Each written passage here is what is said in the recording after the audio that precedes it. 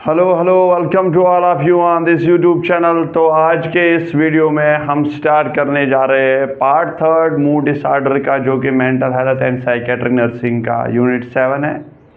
तो ऑलरेडी 2 इसके पार्ट हमने यूट्यूब अपने इस चैनल पे अपलोड किए हैं।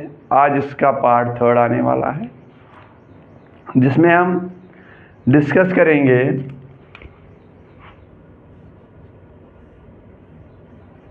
ट्रीटमेंट मॉडलिटीज़ के बारे में, जो कि हमने ऑलरेडी पिछले लेक्चर में लिखी थी कि मतलब कौन कौन सी ट्रीटमेंट है, individual therapy, family therapy, group therapy, ECT, जो हमने ऑलरेडी लिखी थी। लेकिन उनको आज थोड़ा सा डिस्कस करेंगे। यहाँ पे होती क्या है इंडिविजुअल थेरेपी, फैमिली थेरेपी क्या होती है। तो देन इसके बाद हम पढ़ेंगे nursing diagnosis.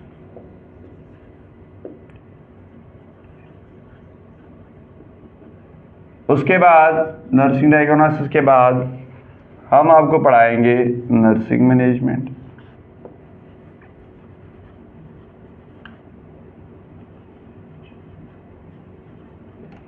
Then nursing management के बाद हम उठाने वाले हैं सेकंड पार्ट इस यूनिट का, that is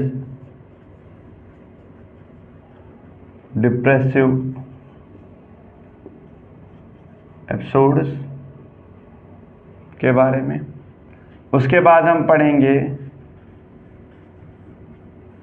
concept of depressive disorder या डिप्रेसिव एपिसोड्स के बारे में।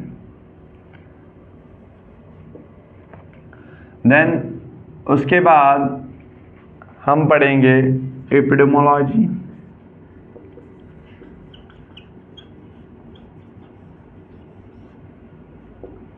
एपिडेमोलॉजी।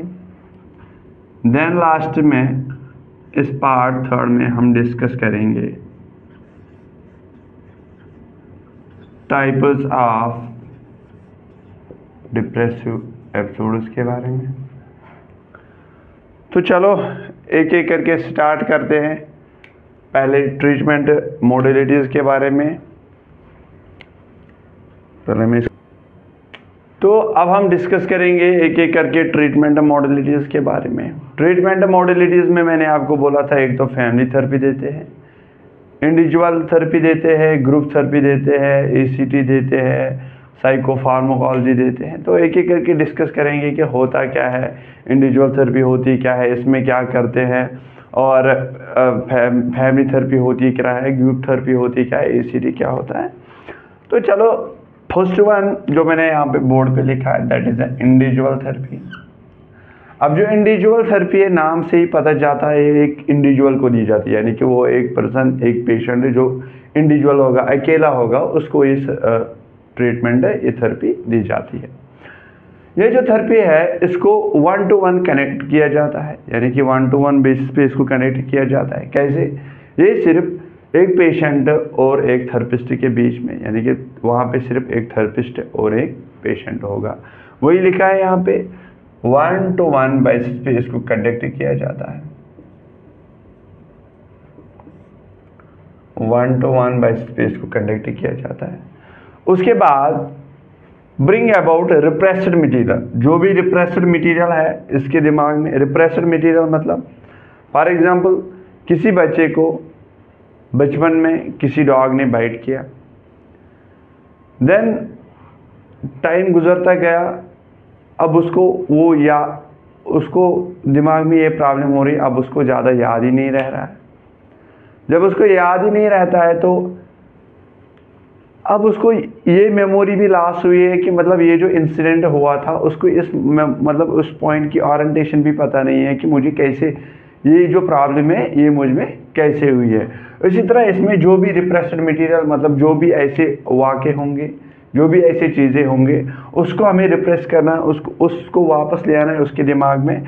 और हमेशा काम किसके लिए करना है, ताकि ये हेल्दी रहे, ये हेल्दी रेजोल्यूशन के लिए हमेशा काम करना है। जो भी इसमें प्रॉब्लम्स होगी उनको फाइंड आउट करना है और पेशेंट को क्या केयर प्रोवाइड करना है। वही लिखा है मैंने, bring about repressed material and workers for healthy resolution. Works for healthy resolution. तो ये था इंडिविजुअल थेरेपी के बारे में।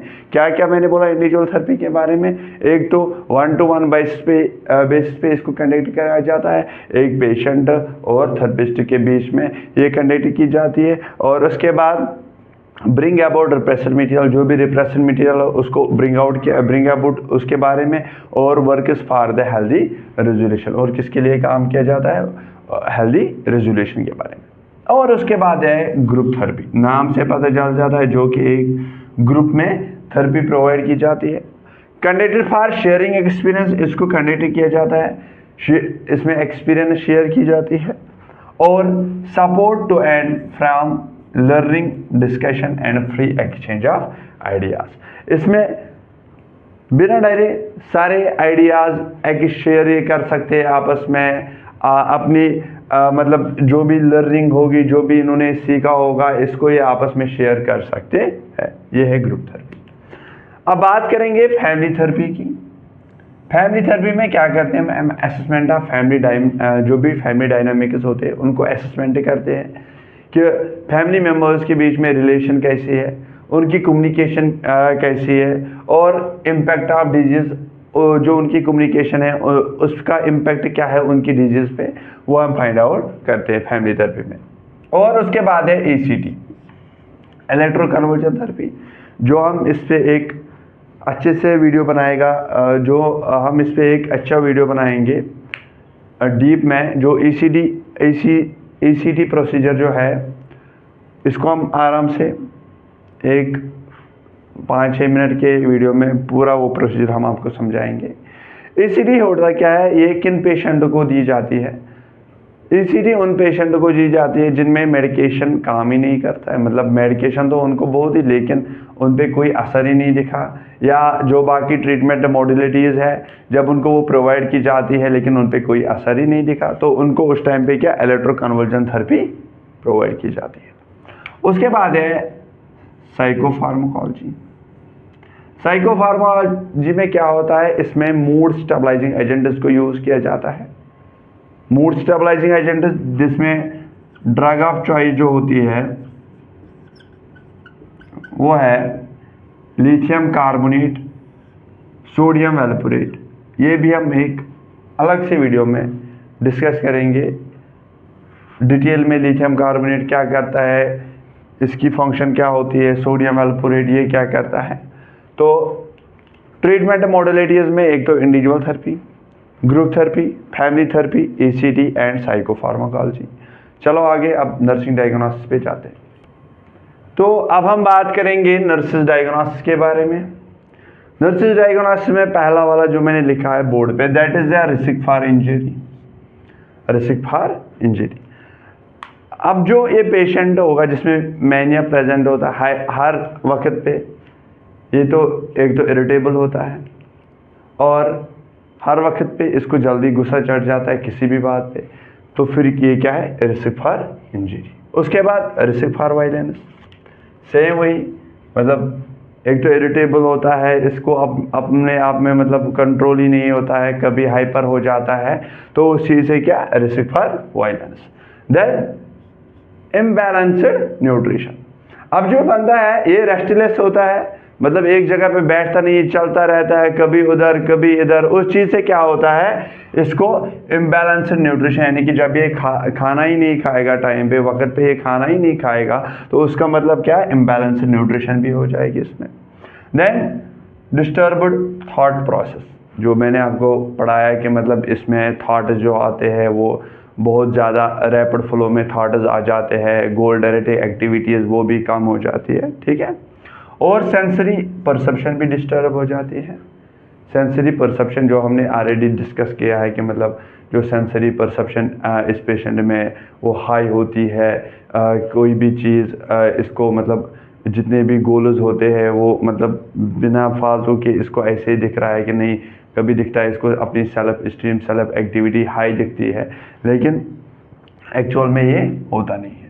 और इम्पेयर्ड सोशल इंटरेक्शन, जो सोशल इंटरेक्शन होती है अपनी दोस्तों के साथ, अपनी फैमिली मेम्बर्स के साथ, अपने टीममेट्स के साथ वो भी क्या इम्पेयर रहती है, उस वो जो सोशल इम्पेयर फंक्शन वो भी डिसेबल या इम्पेयर रहती है। और उसके बाद इंसोम्निया होती है, यानी कि नींद इसको ज़्यादा से ज़्यादा आ जाती है। तो ये थे नर्सिंग डायग्नोसिस। एक था risk for injury, risk for violence, imbalance nutrition, disturb thought process, disturb sensory perception, impaired social interaction and insomnia. ये था हमारा नर्सिंग डायग्नोसिस के बारे में। अब हम स्टार्ट करने जा रहे हैं नर्सिंग मैनेजमेंट। तो चलो अब हम बात करेंगे नर्सिंग मैनेजमेंट के बारे में। अब जो नर्सिंग मैनेजमेंट है, आप सभी को पता होगा, नर्सिंग मैनेजमेंट आपने एमएसएन में पढ़ा होगा। अब एमएचएन यानी कि मेंटल हेल्थ नर्सिंग में नर्सिंग मैनेजमेंट कैसे होगी? पहली बात, आपको हमेशा पेशेंट के लिए नॉन जजमेंटल रहना है। पेशेंट को एक्सेप्ट करना है कि मतलब जैसे वो है, कभी आपको धर्म वरम नहीं देखना है। हर टाइम पे जैसा पेशेंट है, जैसे पेशेंट होगा वैसे आपको उसको एक्सेप्ट करना है। उसके बाद हर टाइम पे जो पेशेंट होगा उसको आपको अप्रोच करना है काम एंड पोलाइट तरीके से, ताकि उसको लगे नहीं ये मेरी केयर अच्छे से कर सकते हैं या करेंगे। जो मैंने यहाँ पे लिखा है, अप्रोच द पेशेंट इन काम पोलाइट एंड जेंटल वे। उसके बाद हमने पढ़ा जो एनवायरमेंटल स्टिमुलाई है वो हमेशा इस पेशेंट को डिस्टर्ब यानी कि डिस्ट्रैक्ट करता है। इसीलिए हमेशा क्या करना है, keep environmental stimuli at a low level. Environmental stimuli हमेशा लो लेवल पे रखने, ताकि मतलब वो पेशेंट डिस्ट्रैक्ट ना हो जाए। देन उसके बाद पेशेंट को ऑब्जर्व करना है। ये जो पेशेंट होते हैं हाइपर एक्टिव होते हैं, ऑलरेडी हमने डिस्कस किया, तो इसको कभी भी अलोन अटेंड नहीं करना है अपने साथ। ये कभी भी आप पे अटैक कर सकता है, इसलिए अपने साथ और एक दो नर्सेस को साथ रखना है। वही लिखा है, do not attend the patient such patient alone. उसके बाद हमेशा फिंगर फूड्स इस पेशेंट को प्रोवाइड करना है। क्यों?